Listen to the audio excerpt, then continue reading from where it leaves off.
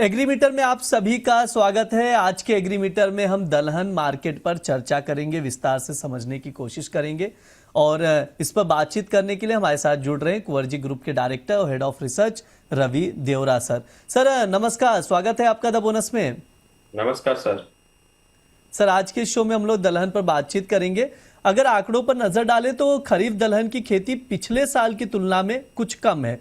Sir इस साल क्या लग रहा है, इस साल खरीफ दलहन उत्पादन कैसा रह सकता है?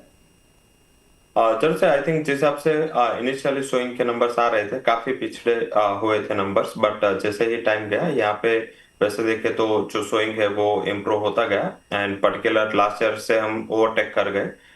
मीन्स के एक्सपेक्टेशंस थी कि जो टोटल खेती होगी वो 110 लाख हेक्टेयर से बढ़ेगी नहीं, 109 108 की मार्केट की उम्मीद थी। उसके सामने 113 114 लाख हेक्टेयर में यहाँ पे बुआई हुई है। आई थिंक अच्छी माननी चाहिए।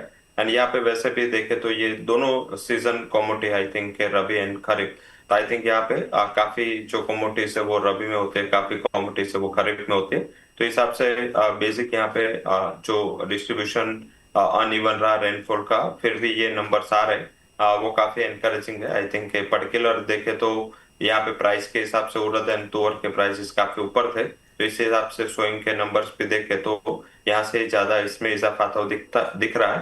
तो मुझे लग रहा है कि वैसे जितनी चिंता थी उतनी खराब नहीं रही है। एटलीस्ट सोइंग कंपेरेटिव जो एक्सपेक्टेशंस थी मार्केट की उससे बेहतर है, नहीं तो 2 से 3% की लास्ट ईयर की जो कंपैरिजन है उससे सोइंग कम आने की मार्केट को उम्मीद पहले लग रही थी। एंड आगे जाके यील्ड काफी बड़ा फैक्टर होगा एंड यील्ड अगर अच्छी नहीं आती तो आई थिंक इस हिसाब से जो एक्सपेक्टेड मार्केट में फोकस था वही रेंज पे यहाँ पे प्रोडक्शन आएगा। बट ऑल ओवर अभी मुझे लग रहा है कि सोइंग के नंबर अच्छे मानने चाहिए। सर अगर इंपोर्ट पर नजर डाला जाए तो इस साल तुअर के इंपोर्ट में कुछ कमी देखी जा रही है। सर क्या वजह है, क्या सप्लाई प्रभावित होगी इससे? इतना ज्यादा प्रभावित नहीं होगी, क्योंकि जो डिफरेंस है वो हुआ है 5 साल के एवरेज से देखे तो इतना ज्यादा शॉर्टफॉल नहीं है, क्योंकि अवेलेबिलिटी एक कंसर्न रहा है। हालांकि जिस हिसाब से प्रोडक्शन था वो भी 26 में कम था, फिर भी देखे तो कम इंपोर्ट हुआ, ये एक डिमांड का ही फैक्टर हो सकता है। अदरवाइज आई थिंक जिस हिसाब से डेटा है लाइक टन में, आई थिंक ये अच्छे डेटा ही है, इसमें कुछ ज्यादा मुझे नहीं लग रहा है कि प्राइस या सप्लाई पे ऊपर कोई प्रभाव होगा, क्योंकि गवर्नमेंट का जो फोकस है इस टाइम प्राइस स्टेबिलिटी पे है। तो गवर्नमेंट ट्राई करेगी कि अगर मीन्स के कुछ ऐसा शॉर्टफॉल जैसा सिचुएशन रहा तो गवर्नमेंट फिर से यहाँ पे अपना इम्पोर्ट रैंप अप कर सकते हैं। ग्लोबली सप्लाई अवेलेबल है। आई थिंक यहाँ पे वैसे एनकरेजिंग करना चाहिए, जैसे शुगर में ओवरनाइट पॉलिसी में गवर्नमेंट ने काफी रिलीफ दी, ऐसे ही पल्सेस में अगर देगी तो प्राइसेस कैप रह सकते हैं।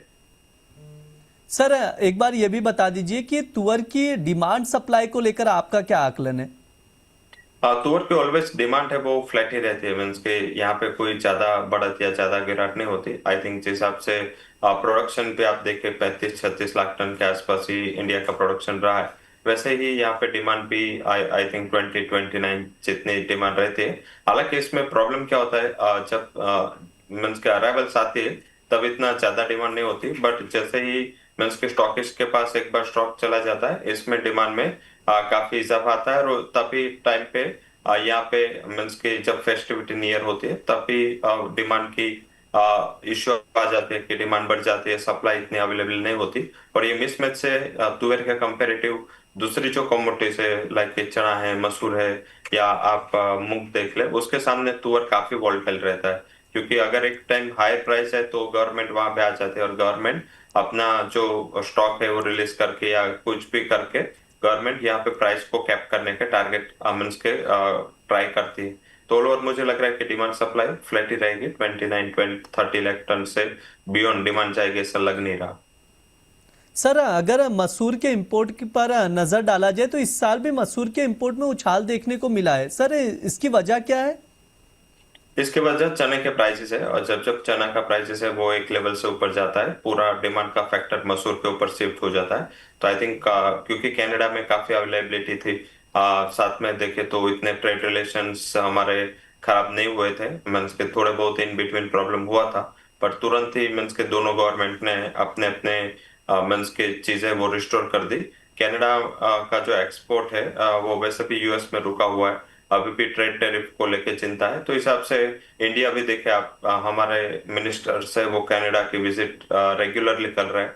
अभी फाइनेंस मिनिस्टर भी कनाडा है, आगे भी कई मिनिस्टर्स ने नियर टर्म में 1 महीने 1.5 महीने में कनाडा की विजिट की है। तो जो यूएस एंड कनाडा के रिलेशंस खराब हो रहे हैं, वो कनाडा को अपना जो स्टॉक है मसूल वो उसको बेचना जरूरी है। और इंडिया के definitely India is a consumer, I think हमारे पास सप्लाई ऑलवेज कम रहती है पल्सेस की। हालांकि पल्सेस में 2014 में जब आत्मनिर्भर पल्सेस में मुहिम चली, उसके बाद काफी हम रिकवर कर चुके हैं।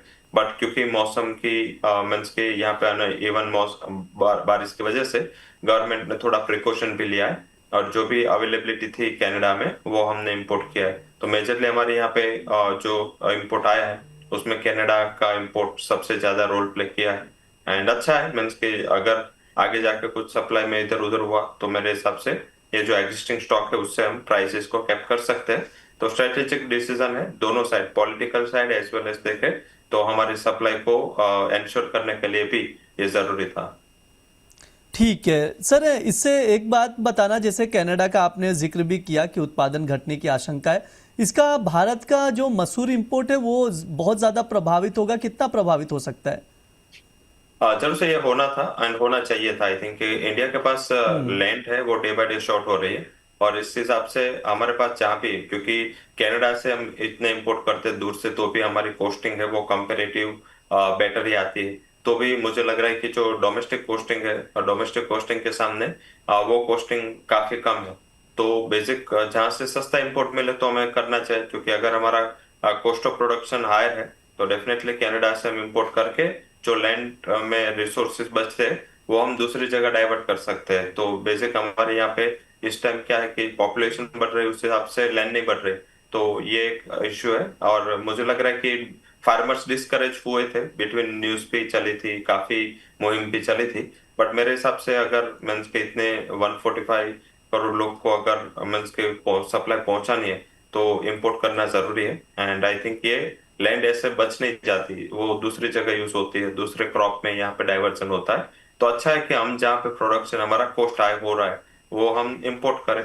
हम जहाँ पे यूएसपी हमारे काफी क्रॉप्स है जो सिर्फ इंडिया में होते हैं, लाइक कैस्टर जी। सीड है तो उसे इंडिया में होता है, कॉटन भी इंडिया मीन्स के पहले से अच्छा कर रहा है। अभी एडिबल ऑयल पे गवर्नमेंट ने मुहिम चलाई कि उसमें भी हमें आत्मनिर्भरता लानी है। तो अगर आत्मनिर्भरता लानी है तो हमें डेफिनेटली कोई क्रॉप से डाइवर्जन चाहिए, तो ये अच्छा डाइवर्जन। सर, ये भी बता दीजिए कि मौजूदा समय में घरेलू बाजार में मसूर की डिमांड कैसी है? डिमांड अच्छी है आई थिंक कि जिस हिसाब से यहाँ पे प्राइसेस चने के एंड अदर पल्सेस के बढ़े तो ऑलवेज मसूर पे उसका दबाव आता है। बट सप्लाई इनफ होने की वजह से मेरे हिसाब से ये डाइजेस्ट हो गया है एंड डिमांड तो अच्छी रहेगी एंड इम्पोर्ट भी बढ़ रहा है। वही एक इंडिकेशन है कि हाई डिमांड होती तो ही इम्पोर्ट होता है, अदरवाइज इंडस्ट्री इतना इम्पोर्ट नहीं करती। तो बेसिकली काफी अच्छी डिमांड है। और मुझे लग रहा है कि जो शॉर्टफॉल थोड़ा एक्सपेक्टेड था या मानसून का या स्टॉक का, वो इतना होगा नहीं, क्योंकि हम बाहर से अच्छा इंपोर्ट कर रहे हैं और गवर्नमेंट ने प्रोत्साहन भी दिया है। गवर्नमेंट ने अभी शुगर या एग्री इंपोर्ट्स को अभी प्रोत्साहन दिया है, क्योंकि लग रहा है कि अल नीनो का इम्पैक्ट है वो आगे जाके थोड़ा बढ़ेगा। और अगर मीन्स के खरीफ चलो हमने अच्छा सोइंग किया, पर अगर रबी में प्रॉब्लम हुआ तो एटलीस्ट चना के प्राइसेस को हम मसूर से कैप कर सकते हैं। सर, अब हम लोग चने पर भी बातचीत कर लेते हैं। चने के इंपोर्ट में लगातार बढ़ोतरी देखने को मिल रही है। सर, इंपोर्ट बढ़ने की वजह क्या है? डिमांड, जिस टाइम पे डिमांड है वहां पे सप्लाई अवेलेबल नहीं है। एंड लास्ट ईयर का जो क्रॉप है वो कंपेरेटिव क्रॉप अच्छा ही रहा था, इतना ज्यादा कुछ मीन्स के क्रॉप में प्रॉब्लम नहीं था। बट फिर भी हमने इंपोर्ट किया क्योंकि इस टाइम बस यही है, एक सप्लाई इंश्योर करने के लिए हुआ है। सेकंड है कि मीन्स के जो वित्तीय वर्ष है करंट, उसमें इनिशियली क्या था कि लाइक लास्ट रबी सीजन भी बहुत लेट था, और इस हिसाब से जब चाहिए था तब डिमांड अवेलेबल नहीं थी। और अभी जो रिसेंट टर्म्स में जो फंडामेंटल है उसमें काफी अच्छी डिमांड है। इस टाइम में इसके कंपेरेटिव देखे तो चने की डिमांड काफी अच्छी है एंड पर्टिकुलर वो इंडस्ट्री की ओर से काफी स्ट्रांग डिमांड आ रही। तो मुझे लग रहा है कि इंडस्ट्रियल डिमांड कंटिन्यू स्ट्रांग होगी। बट यहाँ पे एक कंज्यूमर डिमांड थोड़ी लैक है, जो पहले डिमांड आ रही थी इतनी कंज्यूमर डिमांड नहीं आ रही। उसका रीजन क्या है कि पहले क्या था कि त्योहारी सीजन में जो भी लोग हैं वो अपने घर पे सारी चीजें बनाते थे, अभी वो उससे सस्ते कॉस्ट में ये अच्छे अच्छे ब्रांड्स मिल रहे, तो लोग वो भी मीन्स के अच्छा है कि एक कंज्यूमर डिमांड है वो कन्वर्ट होके इंडस्ट्रियल डिमांड में हुए। तो आई थिंक ये बेटर, वहां पे इकोनॉमिक का रेशनल भी मिल रहा है, और मेरे हिसाब से यहाँ पे डिमांड और भी स्ट्रांग होगी, एंड पर्टिकुलर इंडस्ट्रियल डिमांड की और ज्यादा मार्केट का फोकस है। सर एक बार शॉर्ट टर्म में चने के प्राइसेस का आउटलुक भी बता दीजिए सर। जब से मुझे लग रहा है कि वैसे चना यहाँ पे ही मीन्स के 200-300 रुपये ऊपर, बट 6,300 6,200 यही रेंज में रह सकता है। बट मुझे लग रहा है कि इस टाइम जो ज्यादा ध्यान रखना है तो मूंग पे ज्यादा फोकस करें। कंपेरेटिव प्राइस आउटलुक वहां पे बेटर लग रहा है, एटलीस्ट 7,800 7,800 तक के लेवल, मीन्स के यहाँ से 10-12% की तेजी आनी चाहिए, क्योंकि वहां पे शॉर्टफॉल भी था और इस टाइम क्रॉप भी इतना ठीक नहीं हुआ है सोइंग। तो हिसाब से यहाँ पे मुझे लग रहा है कि इजाफा होना चाहिए। चने में बेसिकली मुझे लग रहा है कि 6,100 का प्राइस है वो कैप नीचे रहेगा, उससे बियॉन्ड प्राइस चाहे ऐसा नहीं लग नहीं रहा, क्योंकि अल्टरनेटिव जो पीली दाल है या मसूर है सबके प्राइसेस ऊपर है। तो हिसाब से मुझे लग रहा है कि यहाँ पे प्राइस प्रोटेक्ट रहेंगे, और अगर प्लेसमेंट करना है तो 6,500 के आसपास प्राइस आते हैं। अगर डेली प्राइस में बात कर रहा हूँ तो 6,500 6,550 के आसपास एक बार हल्का मुनाफा वसूली करनी चाहिए, क्योंकि गवर्नमेंट का इंटरवेंशन जरूर से आएगा हायर प्राइस पे। ठीक है सर, एक आखिरी सवाल रहेगा, शॉर्ट में ही आंसर रखिएगा, समय भी होने आया। अगर किसी ट्रेडर को स्टॉक करना हो तो तुअर, मसूर और चने में क्या क्या बेहतर रहेगा सर, कौन सा बेहतर रहेगा? यहाँ पे तुअर, अगर ये तीन ऑप्शन है तो तुअर होगा मेरा पर्टिकुलर, मीन्स के पल्सेस में मैं मुख पे बुलिश हूँ। बट अगर ये तीनों में से एक करना है तो मुझे लग रहा है कि tur would be better commodity to stock. ठीक है, स्टॉक करने के लिहाज से तुअर बेहतर है, ये सर की ओर से राय दी जा रही है। सर आपसे विस्तार से हमने चर्चा भी कर लिया, समय भी हो चुका है, प्लीज डिस्क्लेमर दे दीजिए सर। जो भी हमारी पल्सेस में बात हुई इसमें मेरी कोई पर्सनल पोजीशन ना तो कंपनी की कोई पोजीशन है। कोई भी पोजीशन लेने के पहले आपके रिस्क के लिए फाइनेंशियल एडवाइजर के साथ कंसल्टेशन जरूर से करें, और जो भी हमने रिकमेंडेशन या आउटलुक शेयर किया है करंट फंडामेंटल पे, आगे जैसे ही बारिश मानसून ये सब चेंज होगा तो यहाँ पे फंडामेंटल चेंज हो सकते हैं, क्योंकि खरीफ में जब मानसून नियर होता है तब थोड़ी प्राइसेस में वोलेटिलिटी जरूर से रहती है। जी सर, बहुत बहुत शुक्रिया सर आज की चर्चा में जुड़ने के लिए। धन्यवाद।